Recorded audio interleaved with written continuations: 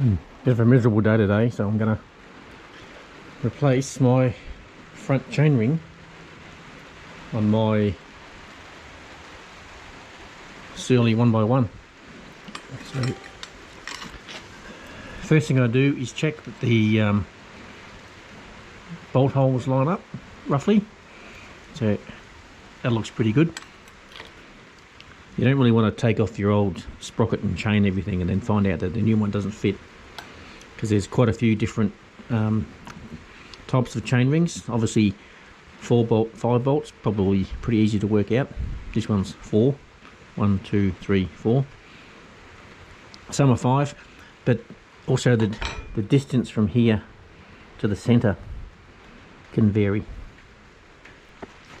The tools will be Allen keys to undo these bolts, and on this bike I've got Allen key axle nuts, and what I haven't got, I have to go and get a spanner for the chain tugs, because when I change the length of the chain I'll probably have to move this in there a little bit to tension the chain up. Speaking of changing the length of the chain, I've got a chain breaker in this multi-tool. That's it there. I probably should buy a proper chain breaker one day, but it does the job. Now just because I've got it, I'm going to use this little tool. So this little tool goes into the back of the wheel, the chain ring nuts, like this. Like that. It stops the back of the nut at the back from turning.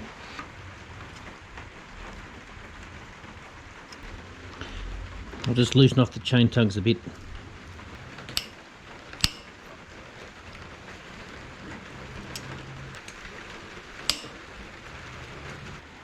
That means the back wheel can go a bit forward, which loosens the chain. So we'll just pop the chain off the side of the chain ring like that and give it a bit of a pedal backwards. The chain will want to fall off, and I'll just pick it up and flop the chain around the bottom bracket. Chain ring bolts are usually 5mm. I don't recall seeing anything other than 5mm, but that doesn't mean they don't exist. So you loosen it off. What I do is I loosen it off a fair bit and then push it through so the back one comes out. Otherwise the back one can get a bit stuck. It doesn't make it too hard to get out, but it's just what I do. And go around and do them all. And if you loosen it and the back one does start to spin, you can use that other little tool. If you haven't got the tool, you can use a small screwdriver just to provide a little bit of extra resistance to that back nut. It's usually enough to stop it from spinning. You don't really need them, but these ball-ended long shaft Allen keys are really good. And once you get it loose, you can use it as like a screwdriver. All the bolts are out. This thing should just pop off like that. Now I'm putting this on a single speed, so it doesn't matter, but and it's a round chain ring, so it doesn't matter which way it goes on. But sometimes it does, and there's usually a little pin or something that lines up with the crank if it's made to go on a certain way. But this one's not. It's actually not a single speed chain ring, but obviously it'll work as a single speed. You want like that. You people are pretty smart out there, so you'll know this next thing is to put all the bolts back in. There are a few little things about bolts, chainring bolts. I won't do them up tight just yet. I won't go into it here, but the main thing with chainring bolts is to make sure that the distance from the shoulder to the edge is a little bit less than the depth of the hole from where it sits in there, because if it goes through from the back, It's got to go, it should go through and line up and hold the chainring. This one doesn't, so this one's a little bit short for this spider and this setup, so it's not ideal. But if it's too long, it'll poke through past the chainring and it'll stop you from pinching up the bolt. Because I'll try and show it on this one. Because if you do that, then the head of the bolt will bind against the surface of the nut and not clamp the chainring, in this case the chainring to the spider. So I may have a problem trying to get this thing to run centrally, but we'll see. So just sort of judge in the middle, so about there. So that's just by feel. The nut on the end of the back spinning, like this one is spinning. So we'll get that little spanner, put it on the back. It's a bit of a pain doing this because you need 3 hands.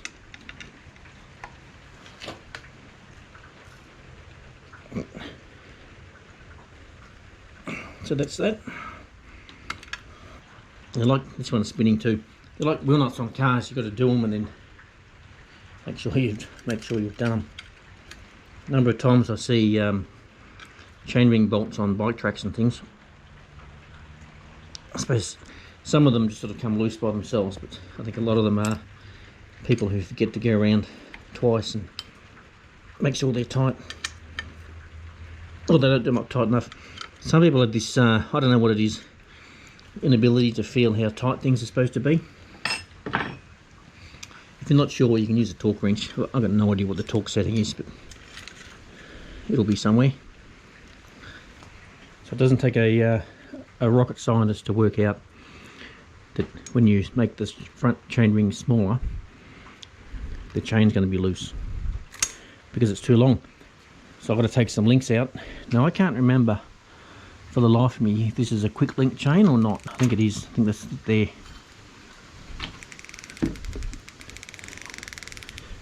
I think it's one of those compression links. It is a dark link, but I don't know why. It's silver on the other side. I prefer quick links when I use my join chains. Remember now, it's one of those chains that's got this link here has got a little bit of a groove in there and in there, and you flex the chain so you cup it this way so it bends. So you bend this one out and this one out, and that link will fall off. I don't know if you saw that, but this is the special link. This is where it goes on to. So the idea is you work out how many links you've got to take out. So when you take links out, or when you join a chain, you've got to make sure you've got, it always goes like outside link, inside, and then an outside, inside. So when you're working out which pin to push out, be a little bit careful. In this case, if I push out, I'm going to allow for this as well. So this is going to replace, make sure the chain's on the sprocket. I've done that before too.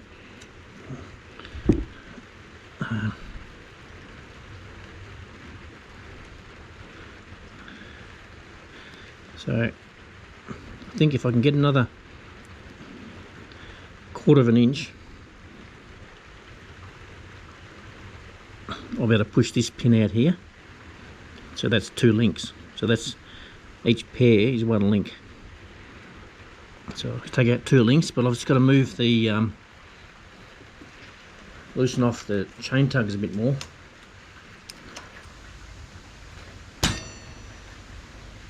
So let's push the back wheel forward a fraction.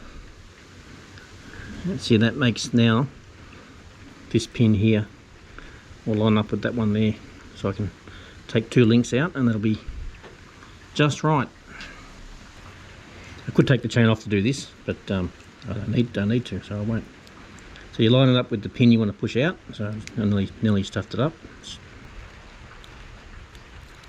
And you just wind this in, and see it'll push as you wind. It'll just, this screw thread will wind in, push the center pin in, and push the pin out through the slot in the back of the chain breaker. The first little bit is quite hard. Just like that, clicks, and it gets easier. Push it through. I normally try and stop it to leave the pin, so you just feel a bit of tension. Go a little bit further and then pull it out. That way the pin stays in the offcut of the chain. I like that. Give it a bit of a twist and it should come out. There we go. So the pin, you see, stayed in the chain, the bit that I've taken out. That's handy if you want to push it back in again. Probably shouldn't really do that, but I have sometimes. And it doesn't seem to be a problem. So it is still a little bit tight. But I can fix that. I'll just loosen those chain tugs off a bit more. Look at that. Beautiful. Get this little thing and just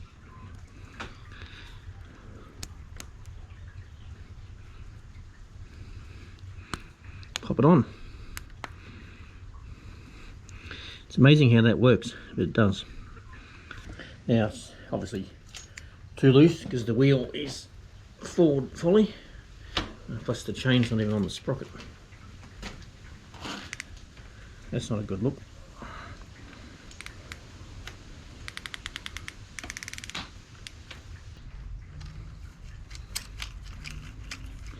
Just pinch it up like just finger tight, probably not even finger tight. Make sure it's roughly centered about there. As I read about before, with this chain ring not being centered, could result in, so you've got about that much slop, go around, go the other way. That's similar, so I think it's probably going to be okay. Might be a little bit of unevenness, but we'll see. So put the chain tug back together, and then washer, and the nylock nut.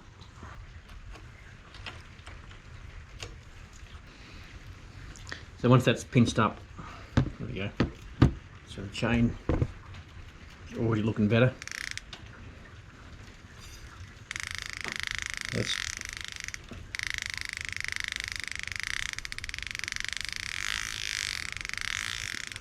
It's actually not too bad. Put the chain tug bits on the other side. Probably wouldn't want it much tighter than that.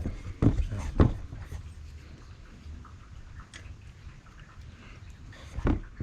I do like to run single speeds reasonably tight, maybe a bit tighter than what some people run them. I don't know why they do it a little bit looser, but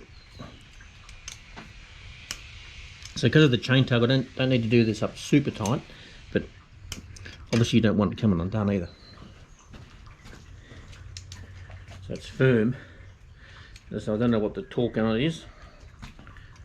You wonder, I probably should get a torque wrench just to see what I think is right, how that compares to what the spec is. Now it's ready for a test ride.